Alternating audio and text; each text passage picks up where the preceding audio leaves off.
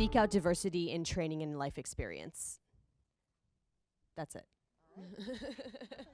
Kind of piggybacking on what Ivy and Tom were saying, in these Meet the Pro nights that Mary Lynn Wisner does, and I think there's other places in town that do them as well, there are people from Warner Brothers and Sony and Insomniac and Blizzard who come and listen to you. Even if you don't have an agent, they get your voice in their head, and you might get cast as additional characters down the road, but that's a great foot in the door for Interactive.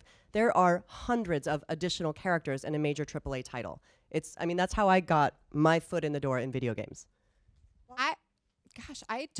People keep asking me. I think don't you teach, Tom? I teach rarely. I am going to be teaching more, but I teach rarely. I just don't have the time. I have been recommending the mocap vault and also TJ Storm. I forget what his thing is. TJ Storm is great. He does creatures. He does running around with weapons, and also ectomorph, exomorph, different kinds of creatures. He's a great one to train with also. I was going to ask you if you wanted to do a class together, because we should totally do I'll it. be there. Let's do it. Heard it here first. Totally Because ultimately, I think the vault is great for foundation, for the physicality, especially for first-person shooters, where you learn the positions, the body language, but it isn't necessarily the character development and performance. They give you a nice foundation for the movement, the gestures, and the body positions. And then we could kind of come in and be like, and this is how you act for it. You know what? So I how did do you a. both advertise when you're having classes? I don't advertise. It just fills Just up. get Literally, the like word every out. agent's like, can I you teach did a a- class? And I'm like, I did a "Ugh." thing, and this is a really good point. I did a class in London, and when I do a class, I take a whole game, and I cast it with the people, and we work on the whole game.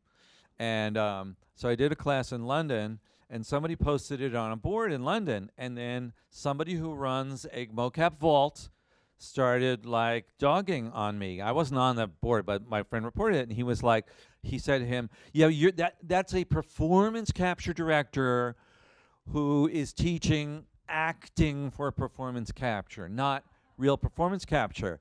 And I said to my friend, I was like, "Come on, man, it's about acting for performance capture. You can learn performance capture in a day. Not to put down, because creatures and stuff you cannot. But putting on the suit and stuff like that, you can learn that in a day. But acting, I always tell people, and if you're a voice actor, I'm like, you have to take acting class. You have to get up and do scenes physically, because you can really tell. There have been some fantastic voice actors that have auditioned for me, and it's just like, the body isn't there with the on-camera people or the people who've been doing theater. So I would say it's about the acting. So we'll create a class, and then you can all take it at some point. And then Just to chime in, to completely validate what you said, the first motion capture project I ever did was Avatar. I had never done it before. I wasn't even hired for that. I was hired to be the prototype model for Neytiri. So it was supposed to be me all in pictures. And so the pictures were then CGI. They had character generated the look. And James Cameron saw it and said, "This is what Neytiri is supposed to be. This picture embodies Neytiri. Who is this person? I want her on set. I want her to do mocap." I turned it down 3 times because I didn't know anything about it. I didn't want to work with James Cameron because I heard stories. I heard things. We hear things about James Cameron. And I kept saying no, and they were like, "You really can't say no to Jim Cameron. You just can't. Please, he's saying he wants you here. He's inspired by these pictures," because all the pictures were of me in these positions as this creature without knowing what I was doing. And this was for shits and giggles. It wasn't a paid gig. Somebody had asked me, and I said, why not? I love playing and creating a backdrop. So basically, I was in a volume. There was nothing there, and I got a chance to play. I got a chance to create. I got a chance to make a relationship with the environment and make a relationship with the air and movement and create. And James Cameron was able to see that and said, "I think she can do motion capture. And even if you say no, I say yes." And so I said yes. And I didn't know. So you can learn motion capture in a day because there's so much technical stuff behind it. But the acting part is a whole different base that you get a chance to put on a pedestal with your motion capture. But one of your greatest strengths is improvisation, and your mind is so quick, and you are so astute and so clever that you thrive in this medium because of your strength. And no disrespect to other people, but there are performers out there that need everything laid out for them, and they're not going to thrive in this arena. Can I just say I'll just quickly say, when I'm auditioning for performance capture, this is what the audition is like. You come in, you have prepared 2 scenes.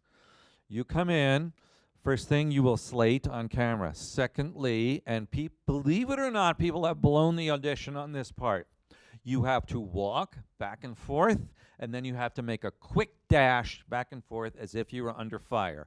And I've had people wear the wrong shoes, make stupid comments, just shrug it off of like, there is a team of people watching your walk, because like Ivy said, they want to see, does your foot wiggle weirdly? Could you conceivably be believed as a soldier on a battlefield, as an old Polish lady in a city, as whatever it is, as a creature? Can we believe you as that, just walking? Secondly, then we're going to do the scene. We're going to do the scene once. I'm going to see what you brought. Then I'm going to give you an adjustment. We're going to do it again maybe a few times. We'll do both scenes. Thirdly, you're going to do a voice test. I'm going to give you a couple of lines where you're going to have to go. I'm going to put my mic down. You're going to have to go, over there, under the hill. Thirdly, there might also be a weapons test. So I might give you a weapon or a lightsaber and have you improvise with it, walk with it, hold it. It's 20 minutes, and that's tight. So it is. It's vetted. It's really vetted. And even then, I often feel like I didn't really see enough from the person, but that's what to expect. So, you have to be prepared.